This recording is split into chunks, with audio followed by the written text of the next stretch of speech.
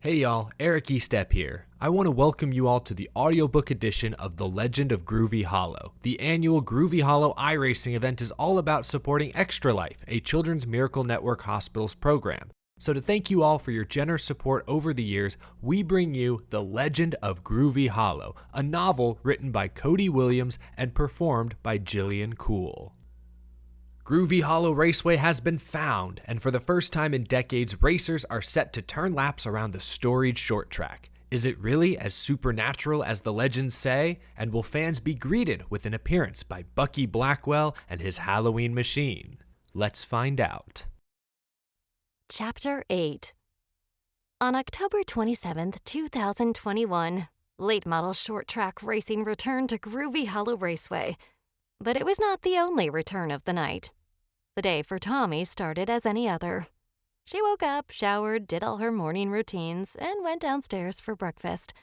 Mom had made a pot of maple and brown sugar oatmeal with cinnamon raisin toast. It was Tommie's favorite. She joined her mom and dad at the breakfast table. Dad was still in his pajamas as he took a day off from work to prepare for the day. He sipped from a mug of coffee with "Number 1 Dad" written in black letters on the side.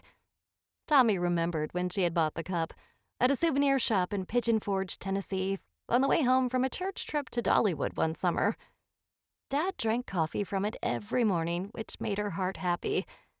He was reading the paper, but when she entered the kitchen, he raised the mug to toast her. "Sit down, honey. I made your favorite," Mom said. As she prepared for work, she was wearing her uniform, a blue polo shirt and black slacks. She managed a small convenience store in Newport. Tommie did, and she ate in silence for a while until both pieces of her toast were gone, and only a little bit of the oatmeal remained in her bowl. She was still going to school. That was the plan, as she had had perfect attendance since kindergarten and had no intention of giving up that award at the end-of-year awards banquet at school. "Now remember, honey, I'll be by to get you after lunch, say around 12:30 or so. Qualifying starts at 3, but I'd like to get over the track in time to just look around, at the souvenir tents and whatnot." Tommie did know, and she wholeheartedly agreed, nodding as she took the final bites of her oatmeal and pushed the empty bowl away from her.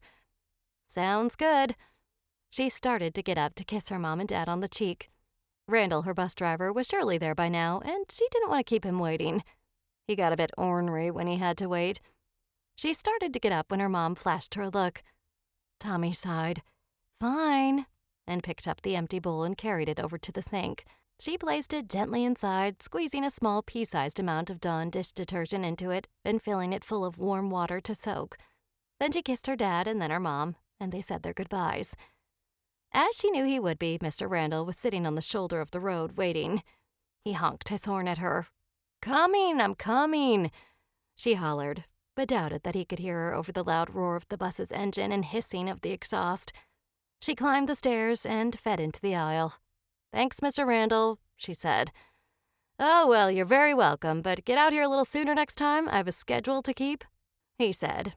Tommie nodded and rolled her eyes.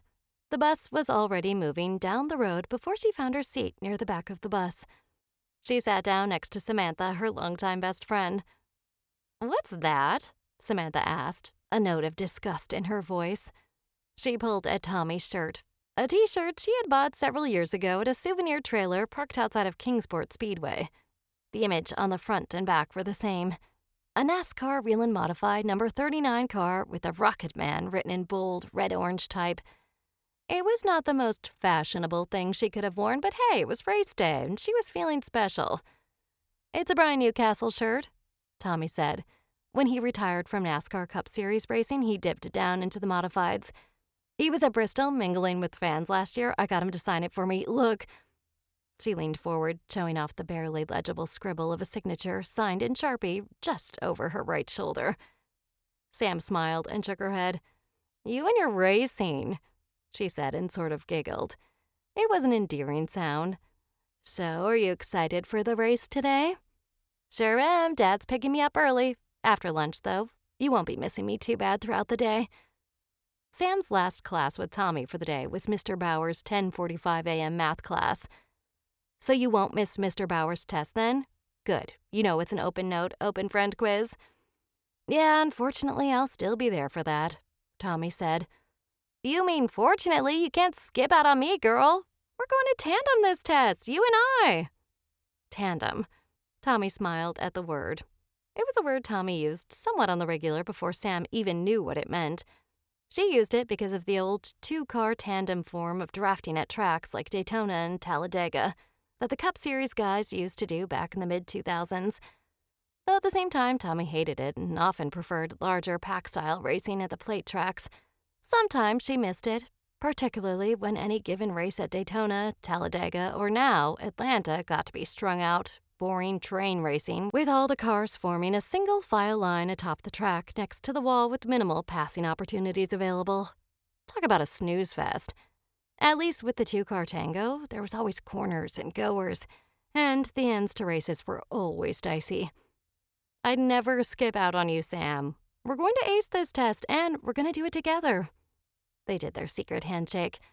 Bet, Sam said excitedly. They ended the handshake by putting their foreheads together and looking each other dead in the eyes. Chapter 9. Dad, as promised, came to pick her up from school just after noon. It was a Wednesday, which meant that the Commonwealth High School cafeteria was serving a choice of mini corn dogs or fish sticks, with a side of soup beans, mac and cheese, and cornbread. Never a fan of fish in stick form or otherwise, Tommie opted for the corn dog nuggets, hold the soup beans, but helped herself to a second serving of mac and cheese that was better than it had any right to be.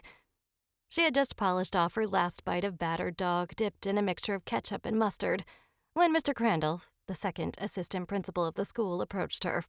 "Tommie, your dad is in the office to pick you up." Tommie looked at Sam, who smiled at her. "Go on, go girl, take your tray." "Thanks, Sam," Tommie said happily. "You're welcome, now go and have fun." Tommie nodded. Of course they were going to have fun. There wasn't anything like getting out of school early to go to a race. She gathered up her things, wrestled them into her book bag, zipped them up, and made a beeline for the front office where she met Dad. "Are you ready for your doctor's appointment?" Dad said and winked at her. Tommie shoved at him, mouthing for him to knock it off. He was going to blow it. As they were heading out the door, Miss Barnett, the front desk secretary, called after her. "Have fun out there today, Tommie. I hope it's a good race." Tommie looked back, and the woman was winking at her. She looked up at her dad, who was having difficulty containing his excitement. She always loved the passion of her father, especially when it came to racing. He was just too excited to keep the secret of Tommie's little faux doctor's appointment just between the two of them. She hugged him and climbed up into his truck. Dad did the same on the driver's side and turned the key. The big Ford F-150 roared to life. Tommie looked over at him as he pulled his Chase Elliott 2020 championship hat down tighter over his head as he fumbled with his seatbelt. When it clicked into place and he pulled the belts tight, he looked over at Tommie. "You excited?" he asked. "A little more than," Tommie replied. "Well, then, let's go," he said. He shifted the truck into gear and they were off, headed for the races. After they parked in the gravel pit of a parking lot and got out of the truck, Tommie and her dad could hear the roaring of engines racing around the short oval. The sound wasn't as loud as it could have been, with Tommie noting that it was probably just one car or two turning laps in practice. "What time did practice start?"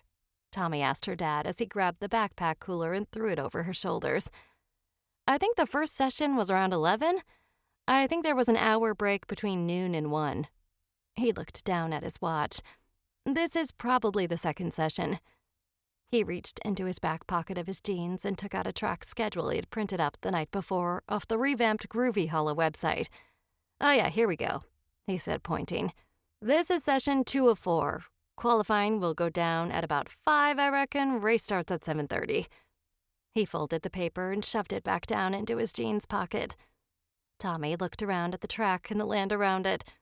She was astonished by how much it had changed since she was last there. Gone was the overgrowth of nesting weeds. Gone were the condemned buildings and the porta-potties. Gone were the grandstands and the old-school press box harboring all sorts of bees and wasps. The smell of fresh paint coated the air around them. Outside to the right of the men's room was a Pepsi vending machine that was, by its looks, relatively new. Tommie could tell by the way the wall looked on the corner of the track that safer barriers had been added. A new high-rising grandstand structure with a new state-of-the-art press box perched on top ran parallel to the front stretch. There were small, plain white trailers littered around the parking lot from which different drivers' merchandise was being sold. Tommie assumed that the haulers that brought all the cars to the track were likely on the other side, outside turns 1 and 2. "Come on, let's go. I want to see as much of the on-track action today as I possibly can," Dad said, and Tommie concurred. They took each other by hand and started for the entrance of the track. Tommie was hardly aware that her excitement had taken her from a fast walk to a trot and then to a slow run. Dad was following from behind, struggling to keep up. But he wasn't complaining. He wanted to see the insides of the facility just as much, maybe even a little more than she did. When they got to the front gate, a man with a full, woolly red beard and long brown hair was there to check them in. He inspected their coolers and scanned the 2 barcodes of the day's passes on Dad's phone and stepped aside. "Have fun and enjoy," the man said. The name tag over his heart read Cody, and under the name was the official Groovy Hollow Raceway logo. "Thanks," Tommie said as she and Dad slipped by the man, who then turned to help the next person in line. The crowd inside the facility was thin, but Tommie had a feeling that it wouldn't stay that way for long. In fact, she hoped the place would be absolutely packed. She wanted the Groovy Hollow Race to be the biggest success it could be so that they'd get to do it again for many years to come, save for a few of the press box ticks gobbled up by the bigwigs and sponsors of the surrounding area were general admission tickets, meaning that they could sit virtually anywhere they wanted. Dad scrolled through his phone. "Where do you want to sit?" he asked. For Tommie, the answer was obvious. "Start-finish line, where else? Maybe about halfway up the stands.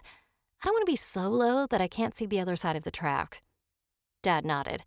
"Okay, that's where we'll head then." He paused a moment to look around. "Do you want to maybe shop around some or get some concessions?" Tommie shook her head. "No, I just want to go in and look at the track." She put her hand over her stomach. "Besides, I'm still full from lunch at school. We can come back out later, maybe after qualifying." Dad agreed, and the 2 went into the grandstands to find their seats. Chapter 10. The seats in the grandstands were aluminum bleachers that were hard on both Tommie's and Dad's butts. The 2 of them taking turns periodically through the practice sessions to stand up and walk around, searching for any form of relief. They watched practice off and on while also glimpsing into a program Dad had picked up at the information booth located near the front gate. The program had all the drivers' numbers and names of those who were attempting to qualify for the event. There was a grand total of 80 late-model drivers and teams showed up to make the 40-car main event. "Roughly half of these drivers are going to be very disappointed," Dad said, and Tommie agreed. But it was easy to predict a couple of the drivers who were definitely going to be in the show. For starters, there was Brandon Power, who was driving the number 6 late-model Chevy Camaro.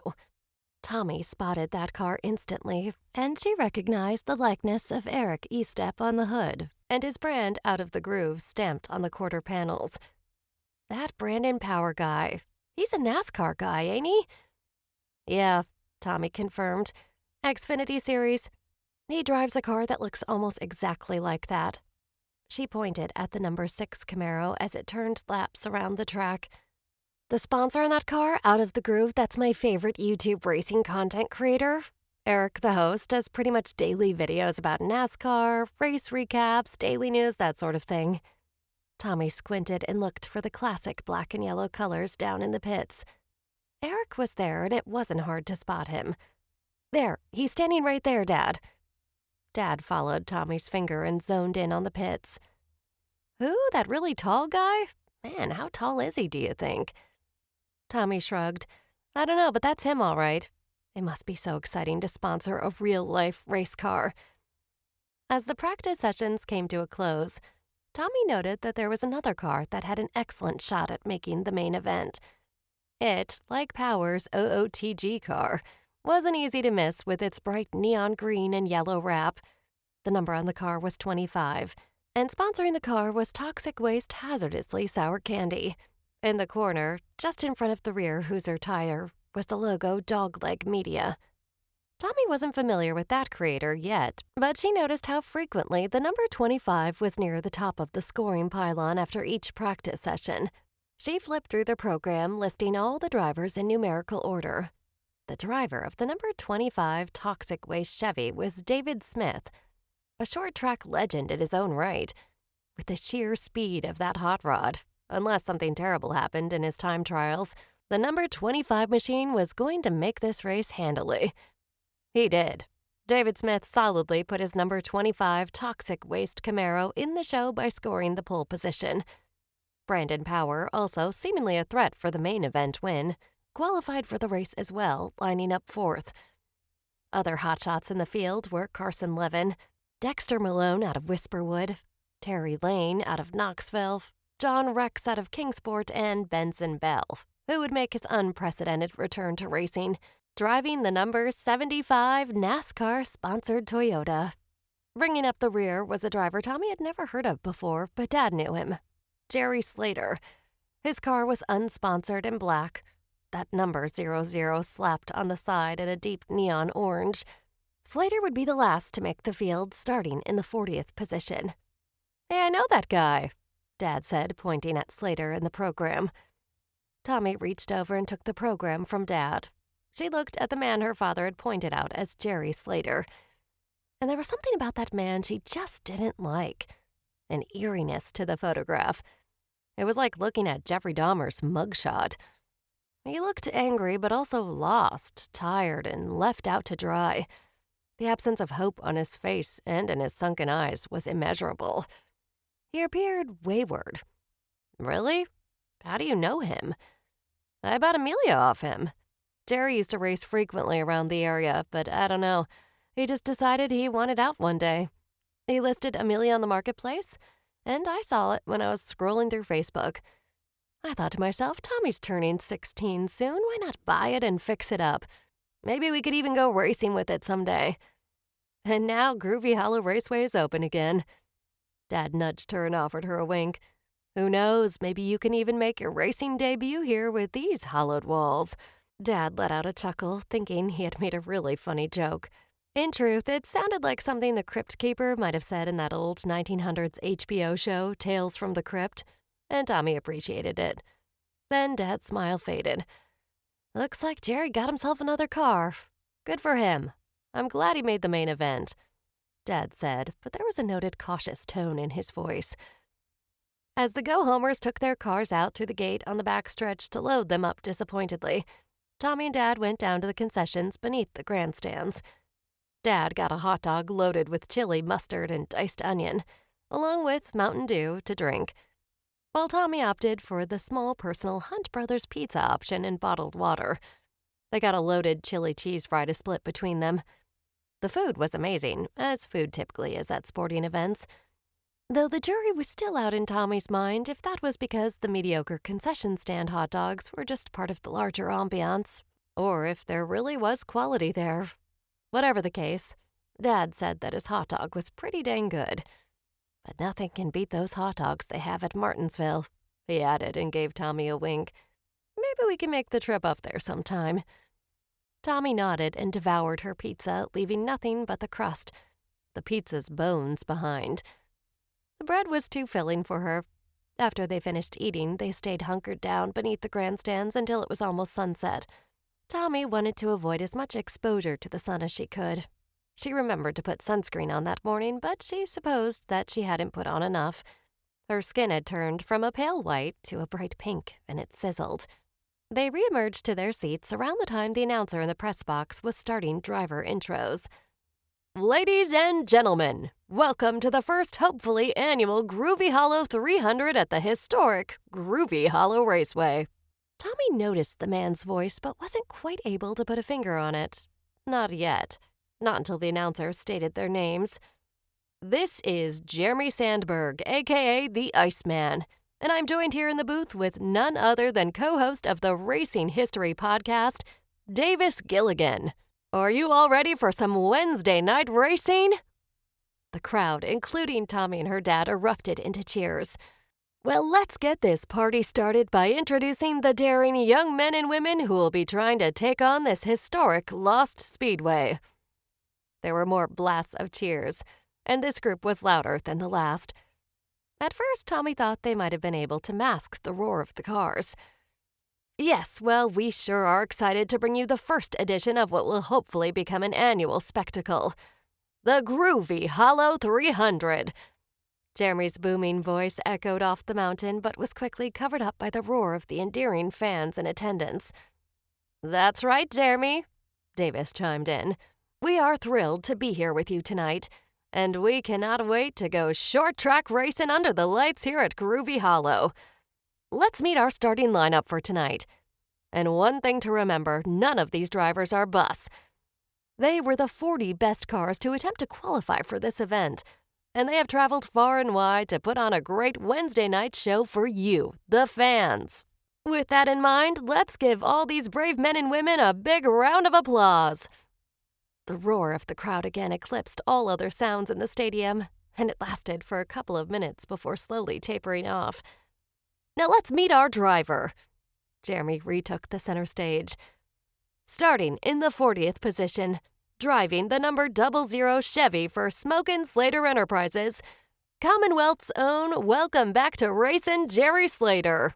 The reaction for Slater was lukewarm. He received a few good-natured applauses and cheers, but there was an underlying murmuring from shocked fans who just couldn't believe he was back. Dad clapped, but hesitantly with a weary look on his face. Slater walked across the stage at the start-finish line, took a moment to wave toward the crowd, and then proceeded to his car. Tommie noticed that he was walking funny, as there was a noticeable limp, and he had an accented sense of care for his strut. He looked off, too. His skin was a waxy pale, almost with a tint of blue. Bruised purple bags hung low under his eyes, which were utterly blank, as if there were no consciousness at all in them. He reached his car and took a moment, leaning up against the right front fender, using it as a crutch. He looked winded, out of breath, and from such a short distance. One thing was for certain. Jerry Slater did not look well. Tommie looked up at her dad to see if he had noticed his appearance as well and was just as baffled. The dark look of concern on his features indicated that he had. "I don't like this," Dad said, but not to Tommie nor to anyone in particular. He spoke the words simply as a thought voiced out loud, left out in the cold, unprotected and for anyone to interpret. They ran down the list of drivers, from field fillers to the potential race winners out front. Some drivers, particularly the NASCAR spoilers, got more applause than others, but the names and even the sound of the roaring crowd faded into the background. Tommie's focus kept flipping back to Jerry Slater, who looked worse and worse with each passing second. Before long, it was time for the Daredevils to strap in and start their engines, and Tommie watched as Slater struggled to walk around the front bumper of his car. He seemed to waver there in the air woozily. He leaned to the right, catching himself on the front left fender before his right knee gave out from under him, and he went down. His head thudded against the concrete, and though she knew she probably hadn't, Tommie thought she could hear the crack of his skull as it bounced off the hard surface. The crowd in awe stood up, pointing and voicing their concerns. But all that noise was little more than a simmer above the chaos, seasoning the scene. The officials, all wearing Groovy Hollow crew shirts, with a small out-of-the-groove patch on the left breast, rushed to the scene, tending to Jerry Slater. They checked his pulse, and it was seemingly good, though maybe a little weak. And before they knew it, an ambulance was backing up next to a crowded cluster of suits and officials around Jerry. Driver stood, watching with concern from a safe distance. Jeremy and Davis wrestled with shock in their uncomfortable silence in the booth. It took a moment to load Slater up onto the stretcher and get him completely situated. Tommie's initial instinct was to look away, to shield her eyes as if what she was witnessing unfold in real time was taboo. Yet all the same, she couldn't look away. Her face started to burn, and she got the sudden urge to cry, but she choked it down. She looked side-eyed at Dad. The tears in his eyes were prominent and shimmering. His eyelids threatened to burst with the weight of the overwhelming emotion. Slater moved a couple of times on the stretcher, which in Tommie's mind was promising. But she had been a race fan long enough that the absolute worst thing to do is to understate the severity of any given situation. She learned that much watching the horrific crash in the 2020 Daytona 500 the year before. That was the closest thing to a casualty in one of the NASCAR's top 3 touring series since the last scary crash at Richmond in 2003. And who could forget the incident that would claim the life of all-time NASCAR great Dale Earnhardt? But this issue, whatever the true nature of the situation was an off-track problem, and Tommie said a silent prayer, pleading for everything regarding Slater's position to be all right. Once Slater was loaded up in the ambulance, and it started to pull out from the back end of pit road, the gate in the outside retaining wall swung open. Crewmen for the 00 Chevy took out a solid black car cover and started to cover the car. Tommie watched as the orange 00 disappeared before her very eyes, masked beneath the black veil of the cover. She was so out of it at that point that she hardly even heard the firing and revving of an engine somewhere outside the track. Somebody heard something, though, as she heard a man ask from behind her, "Anybody else hear that?" But his voice was a ghost with little substance attached to it. It was window dressing, and it snuck by Tommie just like a good, benevolent phantom should.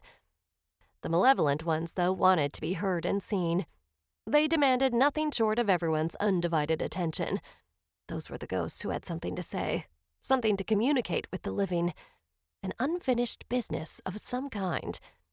The ambulance, which flashed its lights but otherwise muted its sirens, rolled out from the backstretch and into the gravel pit surrounding the facility. The officials manning the gate started to shut it when the sound of an engine revving again cracked through the barrier of sound created by the gawking public. As the ambulance disappeared around the corner, another vehicle of an entirely different make and purpose drove onto the backstretch. Tommie couldn't believe it, and neither could her dad, or anyone else who was bearing witness as the infamous Halloween machine slithered into the frame. The car was just as Dad described it, an older version of the late-model stock car, splattered in bright black, orange, and white colors with its name proudly advertised on the hood. The Halloween machine. The number on the door was 31, and Tommie assumed that it was meant to represent the 31st day of the month, All Hallows' Eve itself. The car came to a stop and waited, the rumbling of its engine the only sound in the whole stadium. Otherwise, Tommie thought it was so quiet that one might be able to hear a pin drop. Then the car started to roll once more, entering the third turn at a crawling pace. The crew members of the 00 team looked relatively unfazed by this. Tommie watched them as they gathered their sparse tools and supplies and sat them on the deck lid of the 00 late model as they started to roll it backward out of the entrance of pit road. She watched how they moved like well-oiled machinery, blank, indifferent looks on their otherwise ghastly faces. "They look bored," Tommie said aloud, but nobody paid her any mind, not even Dad. Bored wasn't the right word anyhow, not really. It was too soft of a word. In all honesty.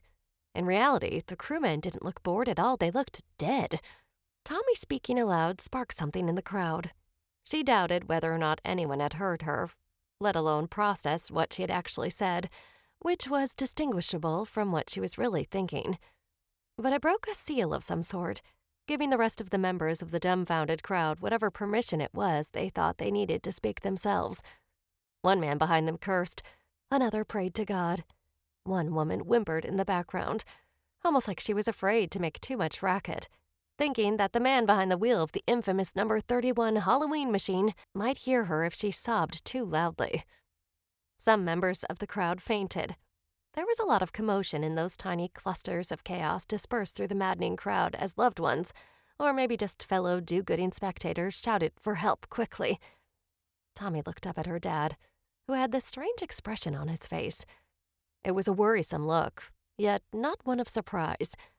He expected this sort of thing to happen. He looked down at her and tried to force a smile. "Buckle up, Tommie," he said to her. "I think we're going to see something here like most people have never seen before. I think we're in for a real spectacle." Tommie paid extra attention to how her father's voice cracked and wavered when he spoke the word spectacle. Then he looked away back down at the track. Tommie did the same, and they watched as the creeping number 31 Halloween machine met up with the car and the crewmen of the 00 car. The brakes of the Halloween machine squalled as he rolled to a stop. The zombie men tending to the 00 car stopped pushing. turning their full attention to the driver of the number 31. The driver of the Halloween machine stuck an arm out the window and did some sort of three-fingered gesture Tommie didn't understand. Then his arm slithered back inside through the window. The driver shifted the car back into first gear and drove forward, his tires spinning a little on the blacktop as he pulled out from where he had stopped. On their side of the track now, Tommie looked to see if she could see anyone inside the fabled Halloween machine. She squinted and strained her eyes as much as she could in a futile and dizzying attempt to see something, anything, but there was nothing there. The windshields, both front and back, were completely blacked out. On the passenger side window opening, she couldn't see what was inside the car. Not even under the bright burn of the bleached white stadium lights. It was entirely black on the inside to the point where nothing was decipherable. Not a helmet, not a sponsor logo, not gloves, not even a fire suit. Tommie looked over and saw the zombie men pushing the withdrawn 00 out of the third turn and onto the backstretch, heading for the gate inside the wall. Jeremy cleared his throat in the booth.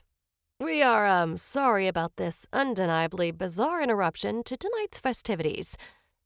By the shakiness in his voice, Tommie could tell that he too was rattled. There was a shuffling in the background, a sort of muted arguing that Tommie couldn't quite make out. "Nevertheless, I think it's time we get this show on the road. What say you, Davis?" Yeah, enough with the weirdness. Let's get on with driver intros." "Right," Jeremy said, sounding a little more like the voice Tommie had heard on the YouTube channel, but still noticeably rattled. "Due to a medical emergency, I regret to inform all of you that Jerry Slater and his 00 Chevy have withdrawn from his 40th place starting position. We want to wish Jerry a full recovery, and our thoughts and prayers are with him. Let's take a moment of silence, please, in honor of our brother." The crowd went silent, removing their hats and bowing their heads. Tommie did the same but didn't shut her eyes. They remained fixated on the number 31 Chevy at the end of Pit Road, watching it intently. The silence of the crowd seemed to stretch outward to immeasurable lengths. Down on Pit Road, the various crew members and racing officials stood somberly except for at the end, where the Halloween machine sat idling. It had no crew members, no teammates or staff to be seen anywhere. The Halloween machine seemed to be a solo act for the first annual Groovy Hollow 300, and that realization put Tommie at ease slightly. Surely the driver, whoever it was, could not last the entire length of the race without a single pit stop for tires or fuel. But part of Tommie suspected that the situation with the fabled number 31 Chevy went far beyond what was typical, even in late model racing. It seemed to be an anomaly, unique and disturbed. Jerry came back over through the PA system. "With that, let's begin our starting ceremonies by first participating in driver introductions." The crowd applauded cautiously, many of them keeping a keen eye on the idling number 31 sitting menacingly at the entrance of Pit Road. There was a pause then, a hitch in the cadence. Tommie could hear more murmurs from the muffled voices in the background, followed by Jerry quietly uttering, "Okay, okay." He cleared his throat, seemingly regaining his composure. "As track executives have just informed me, there has been a change in the script. Since Jerry Slater is unable to compete here tonight, his 00 team has withdrawn. That said, the 41st place qualifier, as well as most other subsequent ones, have already left the premises. Therefore, taking over his spot in the field, driving the number 31 Halloween machine Chevrolet is the man, the myth, the legend." He really leaned into the word "the legend" in a way Tommie detested. "It wouldn't be a race at Groovy Hollow without him, I suppose. Welcome back, Bucky Blackwell." There were cheers and applause for the mythical driver in the crowd, but they were few and far between. Even the ones that were there possessed a marked lack of enthusiasm and were more hesitant offerings of good sportsmanship than anything else.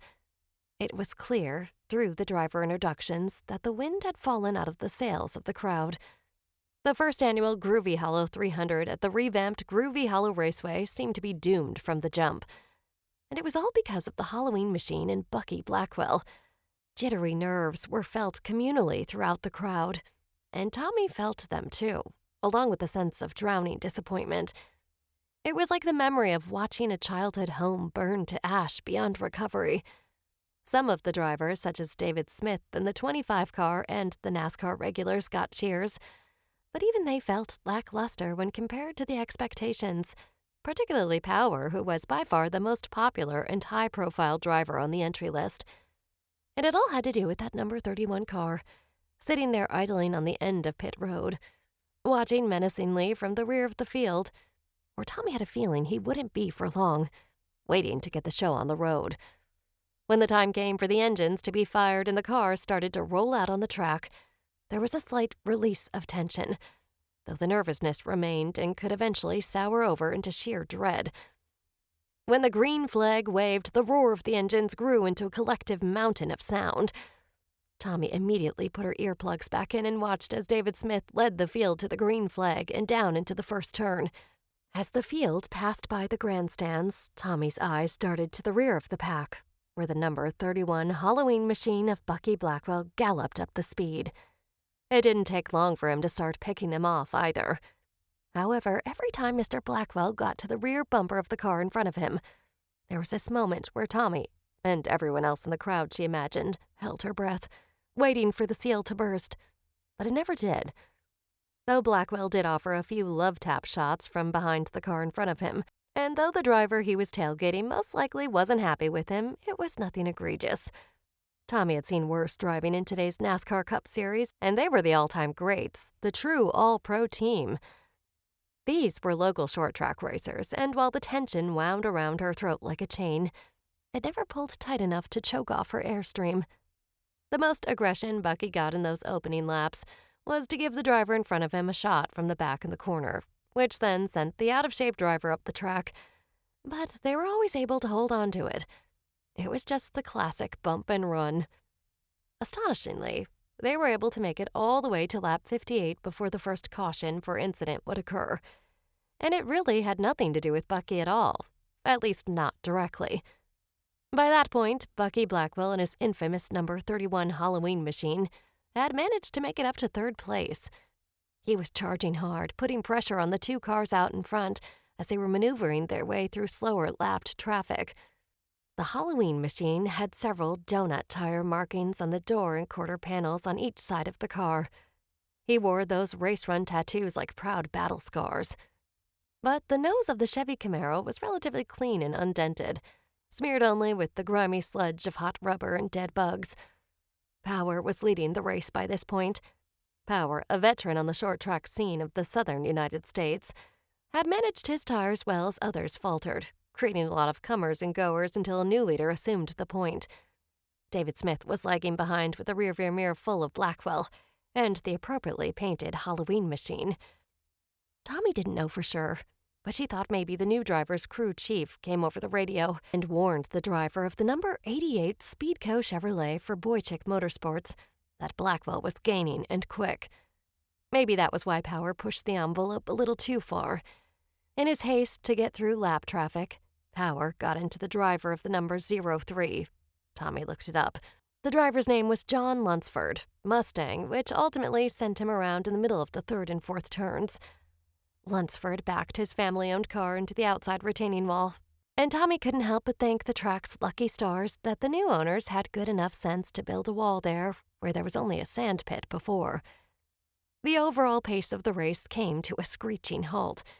The drivers slowed and started to catch their breath, while also likely plotting with their crew chiefs down in the pits on what the strategy ought to be going forward. Tommie knew the main concern down on pit road was most likely tires. If teams could stretch fuel to gain even a small amount on their competition, they would. But if the tires are falling off at a big rate, as she suspected they were, that would be their primary concern. In years past, Hoosier tires had typically been made of harder compound than the Goodyears. That was the case back in the 1980s and the 1990s, with the tire wars and what ultimately led to Hoosier exiting NASCAR altogether, save for the lower ranks such as ARCA and the Modifieds. The tires were harder, so even though they did wear throughout a race, they wouldn't show the wear. This led to spontaneous blowouts, causing several driver injuries and in some cases, fatalities.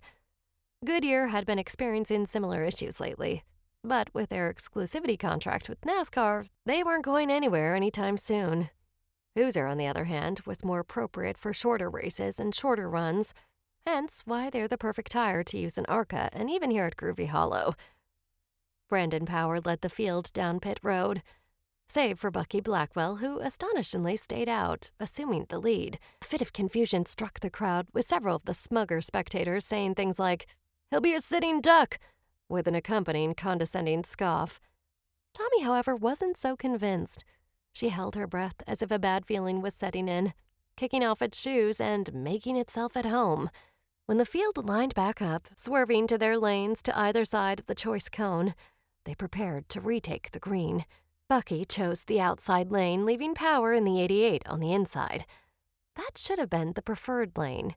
However, once the green flag waved again, the pack rushed into the first and second corners.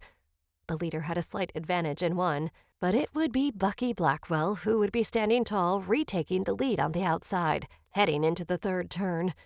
From there, he never looked back. The 31 rocketed out to a large, gaping lead and was soon smothered in lap traffic. It didn't really slow him down, though. He maneuvered expertly through the back half of the field and was on the verge of even lapping the leaders by the time the checkered flag flew. He never pitted. He didn't have to. His car handled phenomenally, and his tires never wore, not even in the slightest. As the fabled Halloween machine took the checkered flag and the field started down pit road, the celebration began. Bucky started by making donuts around the finish line on the front stretch. Then, amidst all the smoke from the rubber tires, which finally burned, Tommie couldn't quite explain what happened. In an otherwise clear sky, a bolt of lightning seemed to flash out of nowhere. It inexplicably struck the roof of the Halloween machine, and the whole track was washed over with a brilliant white flash of light. Tommie shielded her eyes. Dad pulled her closer. Someone in the crowd screamed, "It's happening again! Hang on!" Tommie did hang on. She reached out and squeezed her dad, pulling him ever closer to her. The stadium lights around the track added to the brightness before shattering, sparks and shards of glass raining down over the track and in the grandstands. More screams. Tommie felt her forearms scraped and battered by the silvery nails of glass, but that was the extent of her injuries. When the light died and the whole track was shrouded in seemingly everlasting darkness, Tommie removed her arm from her face and got a good look down at the track. In the immense darkness of night, there was nobody resting on the finish line. Bucky Blackwell, a man of myth and legend, had once again vanished in plain sight. This time, though, left behind the famed Groovy Hollow Raceway as a grim reminder of his dominant legacy and shady, ghastly urban legend. The raceway would remain over the course of the next year into 2022.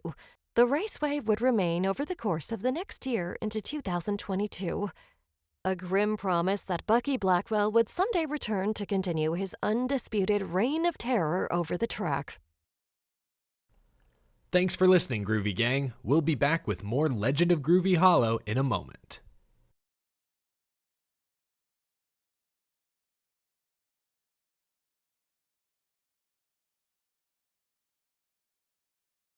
Alright, gang, we're back. Let's return now to the Legend of Groovy Hollow. Chapter 11. In the weeks that followed the first annual Groovy Hollow 300, not much was said about Bucky Blackwell, his whereabouts, or speculation of what happened that night. The only theories being spoken of were spouted out by the drunks at Goblin's Pub over in Johnson City, but they didn't amount to much. The truth was that when it came down to it, anyone who was stone cold sober didn't want to mentally touch the topic, even with a 10-foot iron rod. Tommie didn't forget Bucky Blackwell, nor his slickly painted Halloween machine. She didn't forget about Jerry Slater either, especially whenever she was sitting in what was now her number 28 late model Camaro that previously belonged to the former racer. She did follow up on Slater. He had been transported over to the Dwayne Franklin Memorial Hospital in Kingsport and was located first in their ICU unit. When she finally got her full driver's license, Tommie took a drive over there a time or two just to see what was on the up and up and or whether or not his condition had changed. And every time she was bitterly disappointed. Following his embarrassing collapse the night of the Groovy Hollow 300, Jerry Slater had slipped into a coma. Brain activity was there, per the doctors, so he wasn't brain dead, but his breaths were shallow and haggard. Tommie didn't know if he could make it out of the woods or not, but she prayed for him every day, from fellow racer to fellow racer. The last time she saw him before the second annual Groovy Hollow 300 was scheduled to commence, he looked bad. His skin was pale gray and the veins in his face were accented, making it look almost black. He had lost a bunch of weight, and Tommie thought he looked like he was hanging on by a mere thread. Doctors didn't know what to make of his case. None of the tests they threw his way matched up. The coma seemed almost otherworldly and mystical. Not that the doctors believed in that sort of thing. Tommie did. She had seen it with her very own eyes with Bucky Blackwell. During her many visits, as she looked at Jerry, she wondered if his remaining there was somehow connected to Bucky's return and subsequent disappearance. When school let out for summer break, Tommie threw herself into working on her race car. She started bright and early every morning around dawn and didn't end until dusk on most nights, her dad by her side cheerfully whistling along with every classic rock song that happened to be blasted over the radio. Sometimes, particularly on those later nights when she felt like engaging in an old-fashioned campfire ghost story, she thought about asking her dad about Bucky and what he thought had happened to him. But the look on his face, that trembling, fish-belly white expression of fear, that night as they left the track always stopped. Sometimes it was better to let sleeping dogs lie until they woke up for good and started causing a ruckus. Tommie turned her first laps in her number 28 machine that summer, testing over at the Kingsport Speedway. But that was the extent of it, and could only turn a few laps when her dad could afford to rent out the track for an afternoon. Dad tried to get in contact with Eddie and Richards over at Groovy Hollow, but to no avail. The line was always busy or just straight up dead. Going through the woods to see the track, as they were apt to do at times of immense boredom, it looked once again forgotten and abandoned, like the most lonely of ghost towns. Police watched the place frequently, ready to prosecute trespassers whenever they saw them. It would appear that, at least for the time being, that the Groovy Hollow Raceway was under strict lock and key orders. As the summer wore on, if you asked Tommie or her dad whether or not the Groovy Hollow 300 would return the following fall, they most likely would have answered with an unequivocal no. The proof was in the pudding, so to say, and by all available evidence, Groovy Hollow, still standing, looked like a dead site. Some YouTubers addressed the strangeness around the speedway, but most were silent. Slapshoes was really the only one with a big enough profile to make a whole video about it. The video was titled, "What's the Deal with Groovy Hollow?" and featured him and his crew going near the track and using drone technology to get a glimpse of the inside. To Tommie, it felt dirty and deceitful, like looking into the blank stare of a cold corpse, but she couldn't look away. Towards the end of the abbreviated video, the drone was shot down. The sound of gunshots could be heard off camera, and the view itself went snowy before collapsing into black. At the end of the video, Slap wrote some white text over the blackened screen, providing some explanation as to what had happened. But it was vague and answered a few questions. The subject was eventually dropped altogether. Slap went radio silent on the matter, refusing to answer fan questions about the speedway. A couple of weeks after posting, the video was demonetized on YouTube and subsequently pulled down thereafter. Tommie followed Jeremy and Davis on social media. They, too, were silent on the matter of Groovy Hollow, and if any questions were asked, be it through a direct message or point blank on the platform, they were ignored and deleted, blocked. The future of Groovy Hollow Raceway looked as bleak as ever. It was buried for all intents and purposes. That was until Eric Estep, the Groovy out of YouTube's Out of the Groove, came out with a new cryptic video. The video in question was posted to the video sharing site on October 19th, 2022, and it began with a very gray aesthetic. Dead trees and browning grass were shown, followed by a far shot of Eric with a shovel digging something up in an undisclosed wooded location. The video then cuts to him holding an old VHS tape. Written in faded pencil, the label read, "Groovy Hollow, October 1987. Eric then turned back to face the camera. a strange grin appearing on his face before the video ominously faded to black. "Dad! Dad, come here!" Tommie shrieked. Her heart erupted into a dead sprint, and her fingertips shook. She could hear her dad thumping through the house frantically. He sounded like a stampede of elephants. He jerked the door open. Mom wasn't far behind him. "Tommie, what is it? What's the matter?" he asked. Tommie pointed to the computer screen. "Look." Both Mom and Dad rushed over to take a gander. Mom exhaled and said, "Oh, you two and your racing." She turned to walk out. "Didn't mean to frighten you, Mom," Tommie said. Mom exhaled, seeming deflating. "It's fine, dear. I'm all right." She left them alone, her nerves clearly shot as she shut the door behind her. Tommie replayed the video for her dad. "What does this mean?" he asked. "A publicity stunt?" Tommie shrugged her shoulders. "Maybe," she admitted. "But if it is, it's an awful effective one." She turned to look at her dad. "Do you think it's something to do with Groovy Hollow Raceway? Maybe another race there?" Tommie could tell by the way that her dad looked that he doubted it. He had seen the slap video as well. He had saw the drone footage. Groovy Hollow seemed to have rotted away, coming a fossil above anything else. "Possibly. I bet there'll be some sort of announcement this week." The announcement came via social media the following Thursday. There was hype that morning, and Tommie was paying close attention to her Twitter notifications on her phone throughout the school day. The main teaser was a blurred-out banner of sorts with familiar out-of-the-groove and Groovy Hollow colors. The official announcement was dropped via Eric Estep's Twitter account at noon, right on the dot. Tommie was in the cafeteria eating lunch. The menu that day was a spicy chicken sandwich or bacon cheeseburger. Tommie opted for the former. When her phone buzzed, she immediately grabbed it, juggling it around in her hands, almost dropping it. She pressed the side button, but the phone gave a delayed response. Eventually, though, the screen did light up and she swiped upwards, keying in her passcode before swiping down once in and tapping frantically on the small blue Twitter bird icon.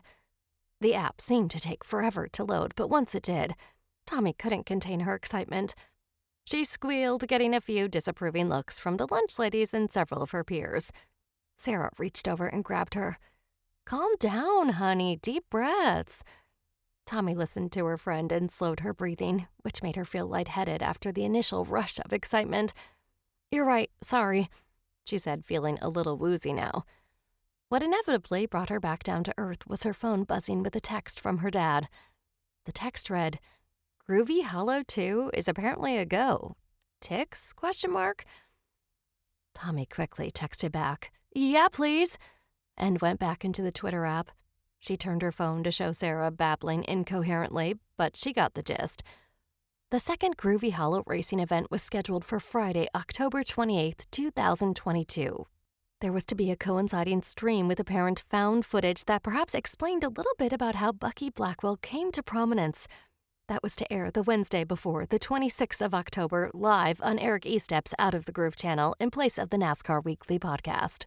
"All right, I get it," Sarah said with a good-natured laugh, pushing the phone away.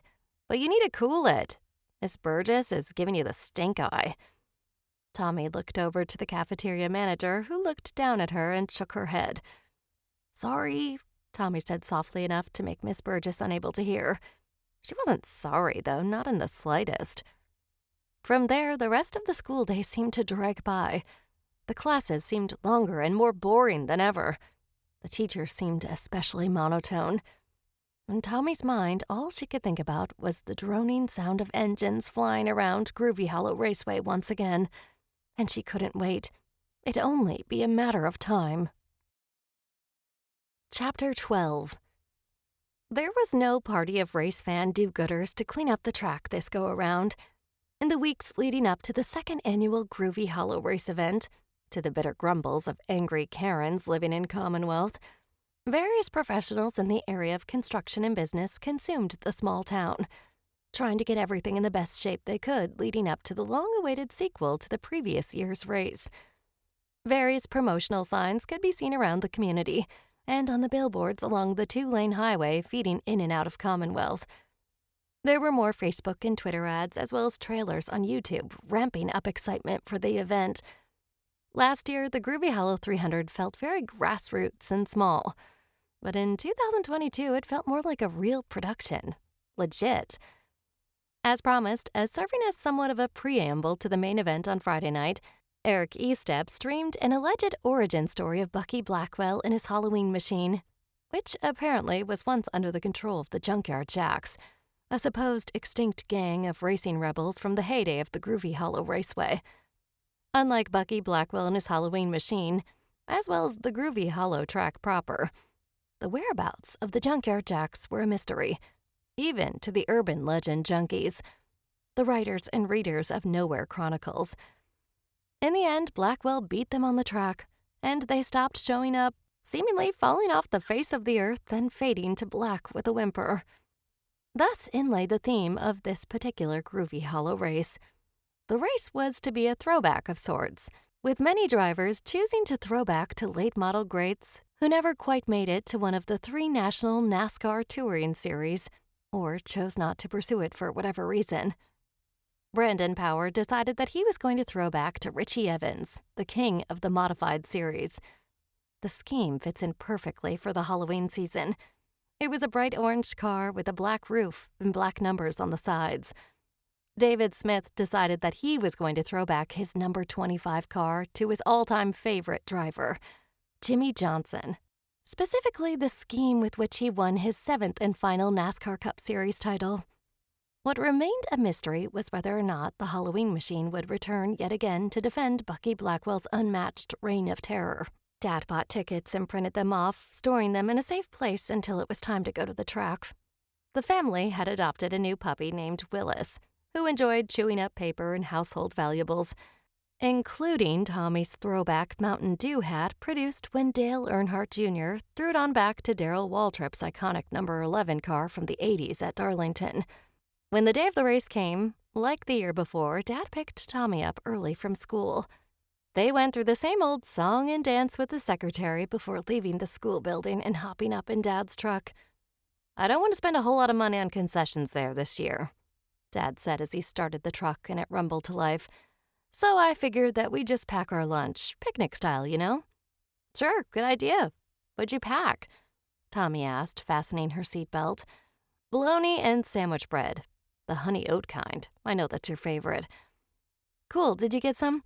"Yes, dear, I remembered the mustard," Dad said teasingly as he shifted his truck into drive and peeled away from the school. They went home first, ate some lunch, and packed up the essentials. Tommie remembered the sunscreen, replaced a couple of her dad's Mountain Dews with some water, and was ready to go.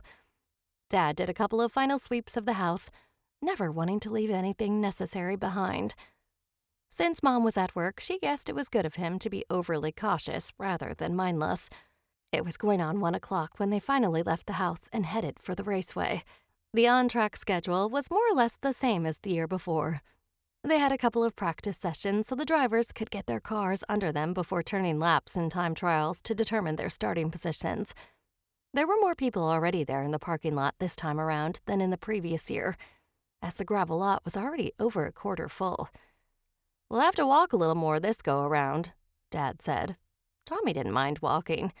In fact, she'd have to get it in her mind to pull back on the reins a little bit so as not to leave her father in the dust. They got out of the truck, and she threw the backpack cooler over her shoulders and slammed the door. "Hey, miss," a man said, walking up to her. She jerked around, somewhat startled, to find an older man wearing a warm smile. This put her at ease some, but not all the way. Her mom and dad had long advocated for her to be inherently mistrustful of strangers, especially as they approach a parking lot. He was carrying a weathered Dr. Enough box with him, balancing it and all its contents on his outstretched forearm. He reached inside it and pulled out a pin that was a cross wrapped in a red, white, and blue ribbon. "For you," he said, and a card was attached to it. The card read, "First Baptist Church of Whisperwood. Come worship with us." Tommie put it into the pocket of her jean shorts and thanked the man. He didn't say a word, only nodded his appreciation and then was off. "What do you want?" Dad asked, and she turned startled again. "Are you okay?" "Yeah, fine, Daddy. He just gave me this pen." She pulled the pen out from her pocket and showed it to him. Dad took it, considering it a moment before handing it back to her. He nodded. All right, then. He looked around suspiciously for the old man, but he was nowhere to be seen. It was as if he had disappeared like a ghost into a foggy night, leaving behind no traces but a patriotic pin. Thinking of ghosts, Tommie's thoughts unwillingly turned to Bucky Blackwell. Would he make an appearance tonight to defend his title? Only time would tell, Tommie supposed, but the prospect of such a thing heightened her anxiety, and in the hot sun she found it hard to breathe.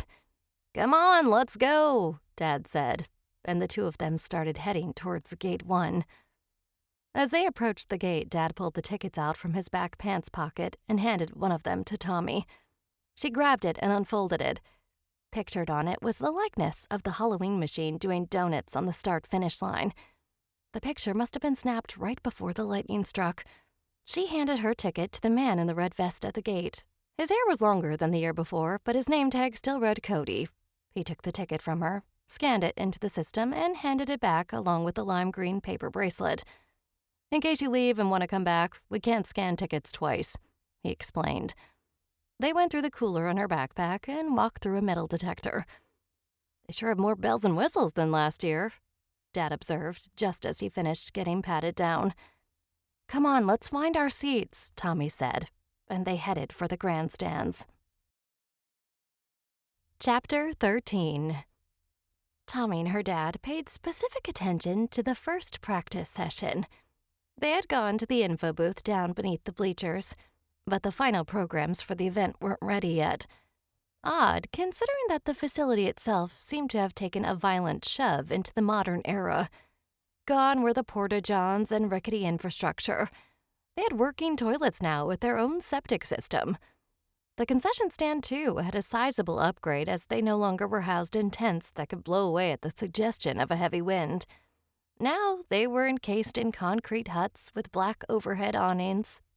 Groovy Hollow Raceway logos were emblazoned in the corners. They were also able to take cards beyond the cash-only debacle that was last year. Luckily, Dad had cash on him. He always did, just in case. But the people were handing over credit and/or debit cards, and along with it came the various electronic chirping noises. It was a welcome symphony, for sure. Tommie and Dad must have scanned the pit road a dozen times or so, looking for any car that might strike some chord of memory. The usual prospects were there. Back was David Smith and his number 25 Chevy, this year sponsored by The Roar Viewer's Guide, in association with Groovy Media. Brandon Power was back, driving a number 6 Heartburn Begone Chevy with associate sponsorship by Big Box. Newcomers were added to the mix as well as various local green racers and kings of the East Tennessee, Western North Carolina scene. At the very end of pit road, though, there was a car that was still covered. Its car cover bellowed in the wind at each passing car as they came out of turn 4, headed for the start-finish line. The cover was plain black, but the way it ominously sat there, plain possum, made Tommie's stomach churn. She looked at her dad. If he had noticed it, he showed no sign of it. He might have just skipped over it, paying the resting car no mind at all. Through his binoculars, he was too busy looking for the Halloween machine, but it was nowhere in sight. Tommie wondered grimly if maybe that meant it was too early for Bucky Blackwell to make his dreaded appearance. After all, he didn't fester into being until just before driver intros the year before. Practice carried on as if nothing was out of place. Dad opened the cooler, saw that he had only 2 of his glass bottle Mountain Dews in there, and shot Tommie a side eye. He knew what she had done. He cracked open the bottle to the welcome hiss of carbonation and took a long gulp.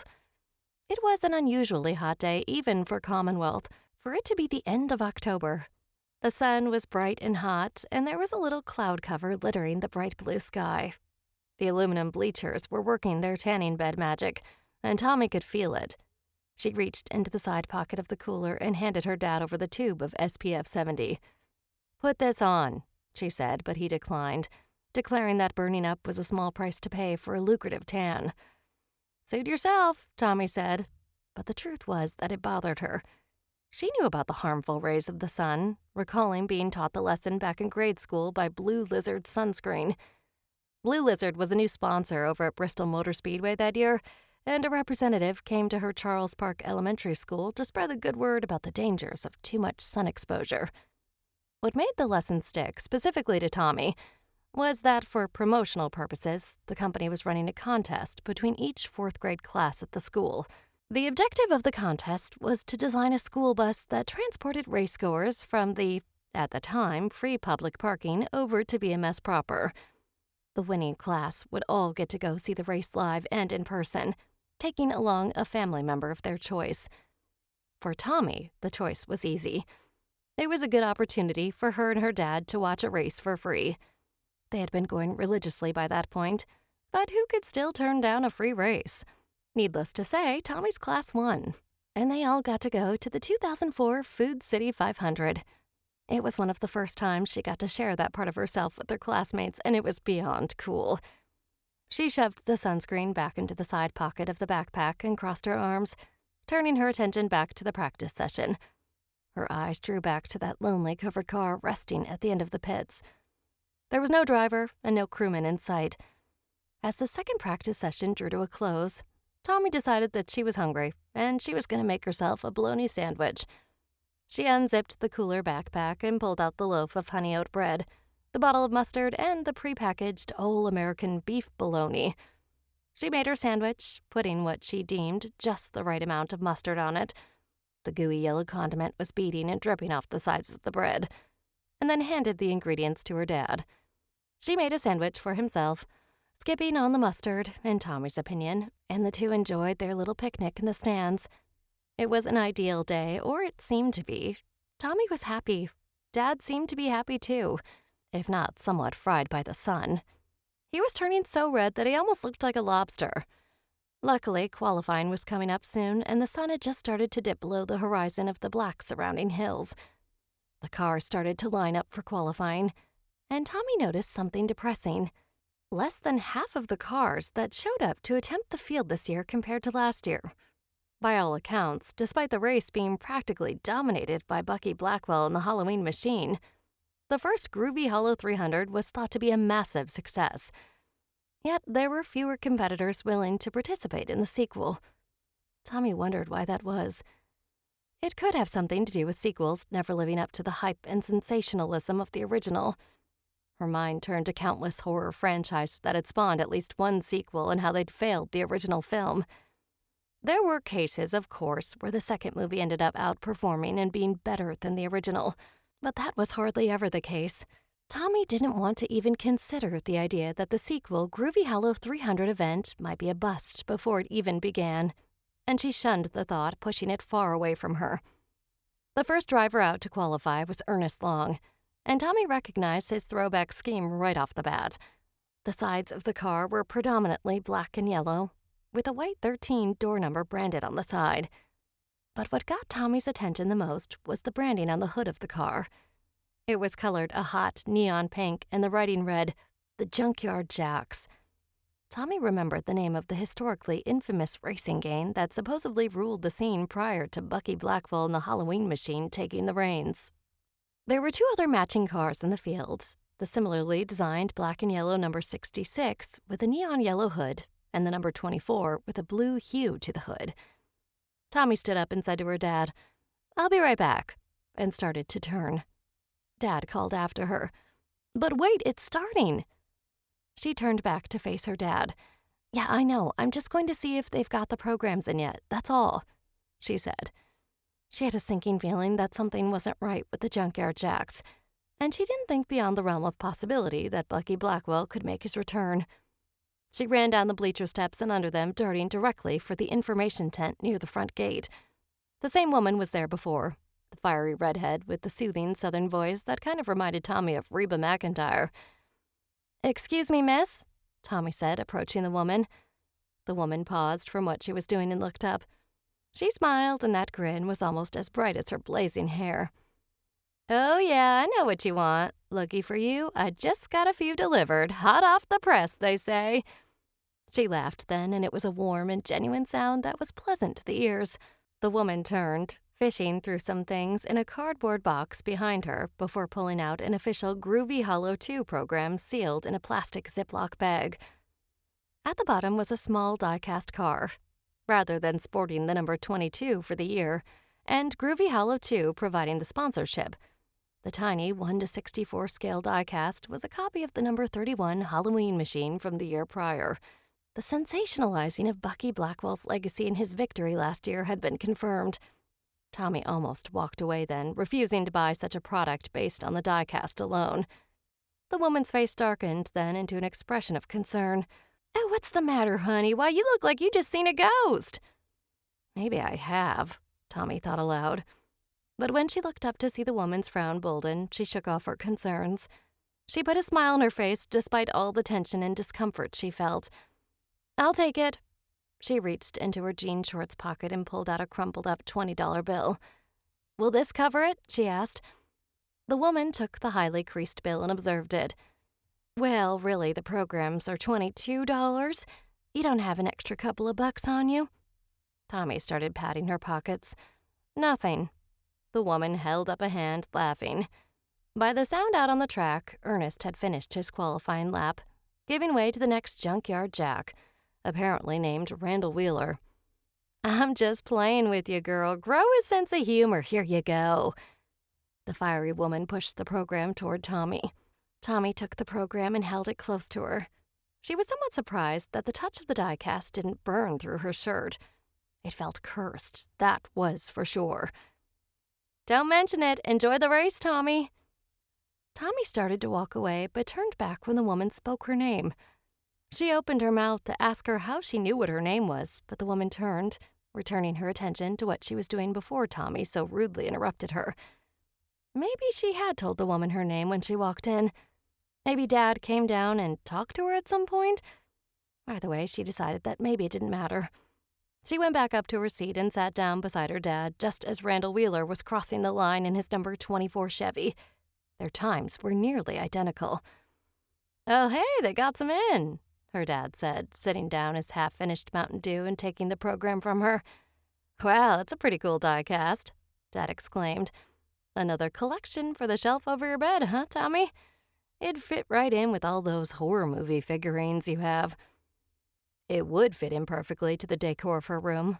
However, unlike most of the horror movies she'd seen, this one hit a little too close to home. But she didn't say anything about that, knowing that most likely Dad wouldn't want to know where she was coming from anyway. "Yeah," she said. "Can I see the booklet?" Dad pulled the book out from the plastic bag, focusing mostly on the diecast. "Wow, would you look at the detail." Tommie, on the other hand, thumbed through the program. She went to the number 13. The name listed was Ernest Long. There was no picture of the man, just a blackened silhouette of a man with an average body type. She glanced over at the infield garage area, hoping to see either Ernest Long or Randall Wheeler standing by their cars. But nobody was there. Their cars were parked and left alone with their window nets down. No crewmen to be seen around them. She glanced down at the end of pit road. Some sluggish crew members in all black stood around the last car in line. They moved like zombies, and as they uncovered the 00 car, Tommie was met with a whirlwind of horrific flashbacks. "He's back," she said softly, not knowing for sure if Dad would hear her, but he did. "Who, Blackwell?" He placed the diecast carefully down beside his Mountain Dew and grabbed for his binoculars. "No," Tommie said. She pointed. "End of pit road, it's Jerry Slater." It was possible that Jerry looked better than he had the year before, but the difference was small. He didn't look so much like a corpse, but he didn't look entirely healthy either. Considering his past and the crowd he used to run in, Tommie figured that maybe he hadn't been healthy in a very long time. Still, he looked sickly. And though he didn't appear to be dead yet, Tommie got the burning feeling in the pit of her stomach that he would be soon. "Well, would you look at that?" Dad said, but his voice was strange. It was small and diminished, as if he didn't know what the appropriate thing to say was. He knew Jerry. He knew him better than most people. He knew what he was into and the questionable decisions he'd made throughout his whole life. Tommie got the sense that he almost pitied the man. "He looks better, don't you think?" Dad asked, but the question was rhetorical. Despite the rhetorical nature of Dad's question, Tommie said, "Yeah, I guess so," lying through her clenched teeth. "Yeah, well, hopefully he'll get a race this year, huh?" Dad said and did his best to put on a hopeful yet weary smile. The qualifying session carried on.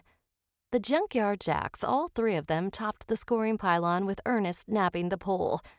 David Smith qualified in fourth, with Brandon Power rounding out the top 5 starters. Surprisingly, and in a steep contrast to last year, in which he barely made it into the big show by the skin of his teeth, Jerry Slater qualified mid-pack in the 22nd position. 39 cars participated in time trials, and the announcer started rounding off the starting order. The announcer this time was somebody whose voice Tommie didn't recognize. It wasn't Jeremy Davis. It wasn't any of the other YouTubers who made racing content. It was a new voice, and there was a radio-like quality to it, as if the man had been trained to be a DJ over at the Hawk. He was smooth and high-pitched, sharp even. He paused when announcing Slater in the lineup. He said, "And we here at Groovy Hollow want to send a warm welcome back to Jerry Slater." Slater attempted to qualify for this race a year ago, but he was struck with an unexpected illness. He's back now, and not only did he qualify for the race, he did so in a convincing fashion. So way to go, Jerry. We're thrilled he's back. There was a hesitant clatter of applause from fans who were just starting to filter in. He continued running down the list of starters when he said, "And that brings us to our 40th and final entry in tonight's race." Tommie and Dad looked at one another. Dad said, "Only 39 cars qualified?" "I know," Tommie whispered and started gnawing in her bottom lip. "Starting 40th tonight, ladies and gentlemen, is the defending winner of this race." "Oh, no," Tommie moaned. "He's the man, the myth, the legend, appearing here again for all of you via a special invite. Ladies and gentlemen, please put your hands together for the driver of the number 31 Halloween Machine Chevrolet, the legendary, infamous Bucky Blackwell." Cautious applause littered throughout the grandstands. On the backstretch, some officials opened up the gate in the wall, and the sound of an engine fired up and was approaching slowly. Deja vu, Tommie thought, and watched. Just as she had the year before, the Halloween machine crept into her vision and rolled out onto the track. With its black-tinted windows, Bucky gassed up his Halloween machine and drove it down into the corner, headed for pit road. Tommie's eyes went straight for Jerry Slater, who stood beside his car, cleaning the dirt out from his fingernails, and appearing entirely disinterested. She remembered his collapse, how the EMTs loaded him up in the ambulance and carried him away.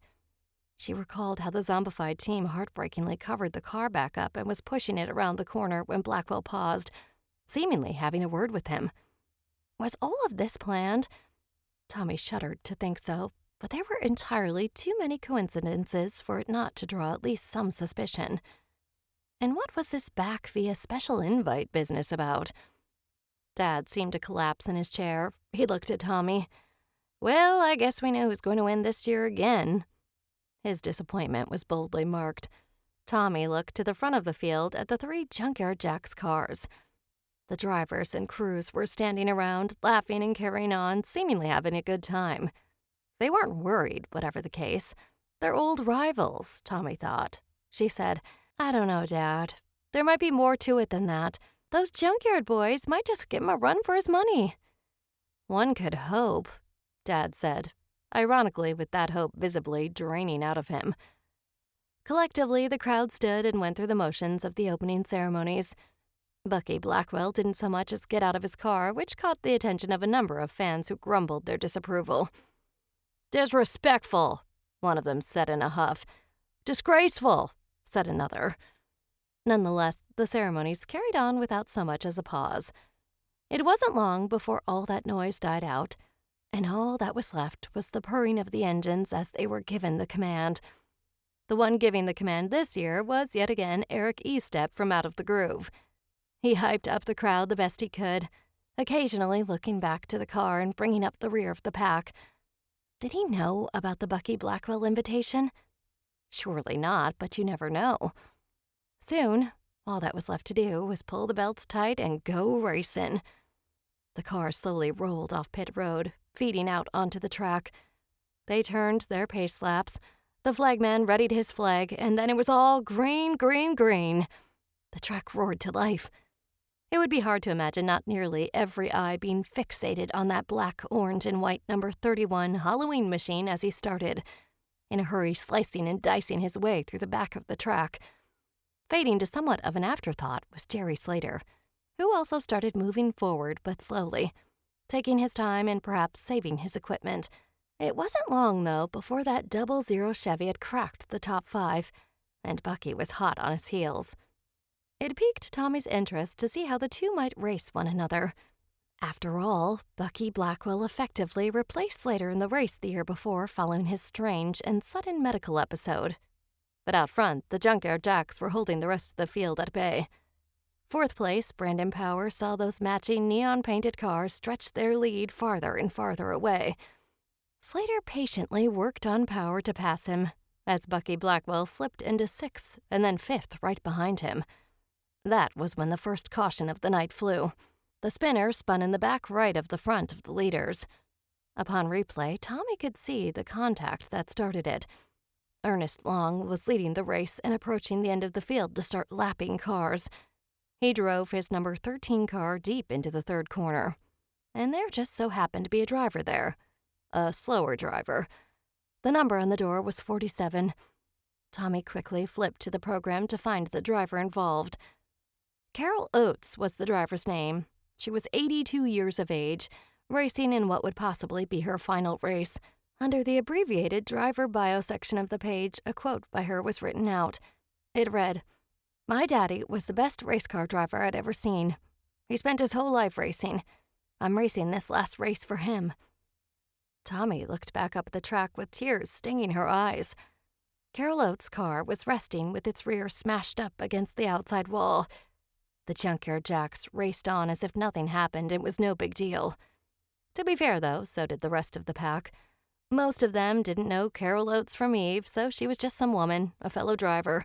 But looking at her picture in the program, and how she looked like somebody's sweet grandma from the deep wrinkles, good-natured and helpful smile, and curly white hair, Tommie's heart sank.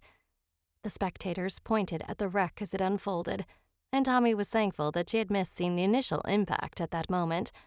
Some fans clapped and cheered because, rather than enjoying a good quality racing product, all they were there for in reality was to watch the wrecks. They had no idea who was inside that car when it crashed into the hard concrete wall, nor did they care. If anything, they wanted safety crews to hurry up and finish the cleanup so they could watch more of the carnage. The safety crews took their time dealing with the driver of the number 47, which only made Tommie's heart sink lower. A red flag was displaced over the flag stand, and slowly, as the seriousness of the situation started to sink through, the crowd fell silent. In the end, they had to cut Miss Carol Oates out of the car. They placed her on a stretcher. She did not appear to be responsive. Then they loaded her up in the back of an ambulance, started the siren, and ushered her away towards the hospital. Safety crews cleaned up the debris and cleared the track of the car. While all of that was going on, Tommie's eyes became fixated on the new viewing screen hovering over the scoring pylon. She watched as the operators showed the brutal impact again and again at different angles. By the looks of it, to Tommie, it looked like a careless driver. Ernest Long didn't even pretend to slow down. He didn't even try. Rather, he threw his number 13 Chevy into that corner with every intention not to rattle her cage, but to drive right through her fate be damned. Now she was in the back of an ambulance riding to the hospital, and he was sitting on the backstretch leading the race and letting his engines and tires cool.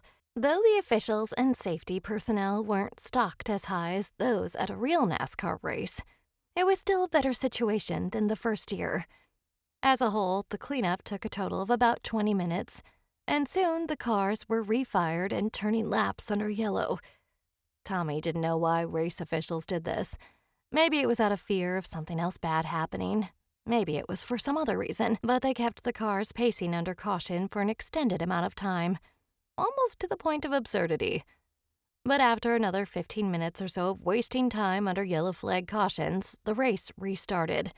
Fans settled back down, allowing Carol Oates in her condition to drift away from their minds as they waited for the next piece of insanity the night had in store. Bunched back up now, Bucky Blackwell made his move. He passed Jerry Slater for 4th and was chomping at the heels of the Junkyard Jacks. Now, with no slower traffic in his way, the Jacks couldn't get away from the Halloween machine. Jerry Slater stayed pretty close too, not wanting to be kicked out of contention. The first of the Jacks Bucky passed was Randall Wheeler in the 24. He didn't make it easy by any means either, as the two drivers leaned heavily on one another. After a couple of laps of hard battle, Bucky finally got around Wheeler, sending him back into Slater's clutches. Slater wasn't to be counted out either. He roughed up the back of the bumper of Wheeler's car, knocking him out of the track and out of the racing groove into the marbles. Blackwell went through to third, and Slater slipped into fourth. The Halloween machine then set its sights on Mike Davis, the third member of the Junkyard Jacks ensemble and driver of the number 66. Davis wasn't about to pull aside, and after 10 or so laps of hard racing, Bucky finally booted him up the track. He lost control of his car and smashed hard onto the outside concrete barrier. The car was totaled. Still, they raced back to the line, but no one was standing in the way between Bucky Blackwell and his Halloween machine and the original of the Junkyard Jacks, Ernest Long. Unlike Carol Oates, Mike Davis was able to climb out from the wreckage of his number 66 machine. He stood beside his mangled car, waiting for the field to pass by. He was a big man, almost too large for Tommie to imagine him being able to fit inside a late model stock. His head was large, his face was round, his shoulders broad, and by the expression on his face, Tommie knew that he wasn't too happy. As the field crawled by, he walked down the track and gave Blackwell a couple of one-fingered salutes, much to the chagrin of the crowd. Controversy created cash, and there ain't nothing like tempers boiling over during a Friday night short-track bout. Davis was eventually ushered into the back of an ambulance and hauled to the infield care center. Cleanup continued as safety crews and officials loaded up the destroyed number 66 car of Davis and took it back to the garage. By the time the race was ready to restart, they were inside 10 laps to go. The race would restart with 8 laps remaining, and Blackwell proved why he was the undisputed master of Groovy Hollow Raceway. It could have been argued that Bucky's Halloween machine jumped the start. It was a close call, and one racing official didn't feel the need to make it. They deemed the restart good, and Blackwell, who chose to restart on the inside lane right behind the leader, was already moving down the track into turn 1, ready to dive bomb Long. This created a 3-wide battle for the lead. Bucky was as low on the racing surface as he could go. Ernest Long was pinched in the middle, and Jerry Slater was running on ice in the outside lane's marbles. Somehow, they managed not to crash coming out of turn 2. Slater faded and dropped back, settling into third with 6 laps remaining. Blackwell and Long battled on side by side. The final caution of the night occurred when the other remaining Junkyard Jack, Randall Wheeler, sent his number 24 Chevy into the corner a little too aggressively in an attempt to gain the upper hand on Slater. Unfortunately, the car didn't stick and shot up the track. Wheeler made contact with Slater, and he attempted to correct himself before driving headfirst into the outside wall.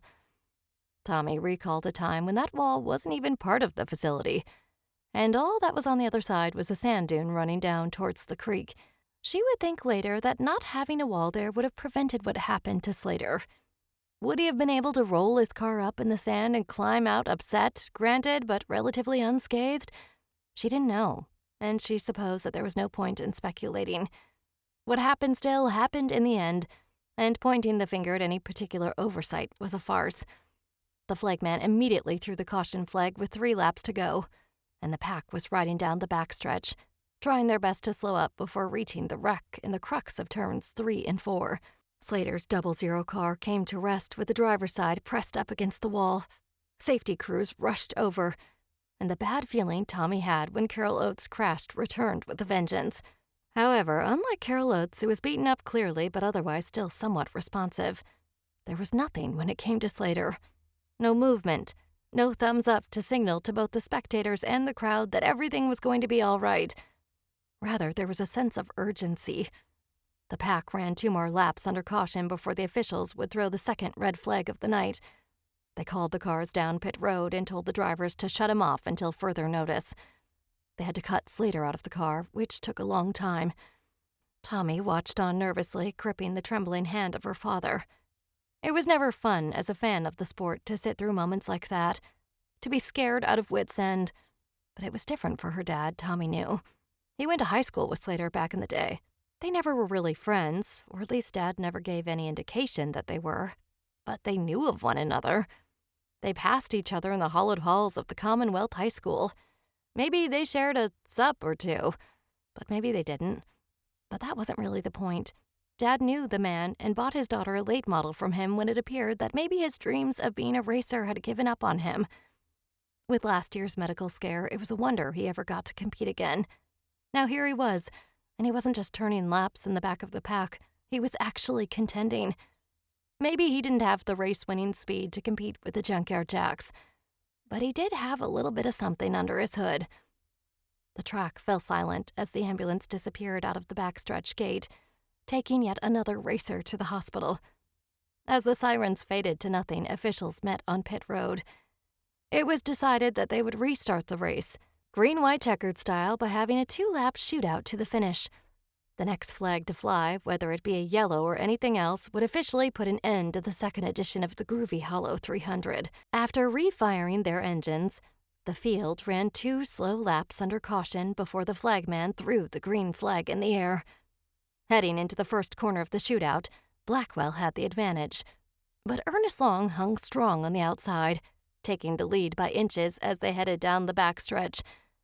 It was much of the same as the leaders rolled through turns 3 and 4 and took the white flag side by side. Into turns 1 and 2 for the final time, Long was a little more aggressive. He cut to the left and slammed hard into the side of Blackwell's Halloween machine. But if anything, the move did more damage to his own car than it did to the fabled number 31, which carried on confidently with defiance in its motor oil like an indestructible tank. Long, meanwhile, momentarily lost pace. He swerved, trying to collect himself, and once he got his car back under him, rushed for the third turn with no intention of making the corner. It was a swing and a miss. The front bumper of the number 13 Junkyard Jack throwback didn't connect with the rear bumper of Blackwell's Halloween machine. Rather, Ernest Long lost control, drifted up the track, and slammed into the outside wall. Bucky Blackwell crossed the finish line first to win yet another of the cursed events, virtually unchallenged. Tommie looked to the heavens, waiting for that bolt of lightning to streak across the black sky yet again, but lightning rarely strikes twice, if ever. Instead, the stadium lights winked out. The sound of them shutting off sounded like a car collision in and of itself. It was a thunderous whack that resonated and echoed through the valley. The sound of static came over the loudspeakers, along with the sound of some kind of struggle. The outage lasted, in reality, only about a minute. But standing there in the darkness, with her sea of confused fellow spectators, it felt like an eternity. Eventually, the lights did power back on. But unlike when they shut off all at once, powering them back on was a slow burn. The static in the loudspeaker faded, and all that could be heard, other than the commotion of the frightened crowd, was the buzz of the stadium lights. They started dim, but grew in brightness with each passing second. By the time the stadium was half lit to the capacity it was before, Tommie noticed that the Halloween machine had vanished yet again into the night. Along with Blackwell went the 3 Junkyard Jack cars into the night.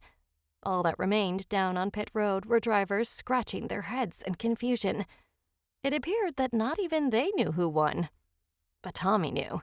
It was Bucky Blackwell and his Halloween machine. She knew this too. Something was terribly wrong in Commonwealth, and it had something to do with Bucky in that car. And maybe even the Junkyard Jacks. She knew not what his plan was, or if there even was one. All she knew was that she was determined to stop them. That concludes this episode of The Legend of Groovy Hollow, but there's still more to come. Coming up in the next episode of The Legend of Groovy Hollow, Tommie spends some more time with Carol Oates, and we'll learn more about the hidden history of the Halloween machine and the rivalry between Bucky Blackwell and Jerry Slater.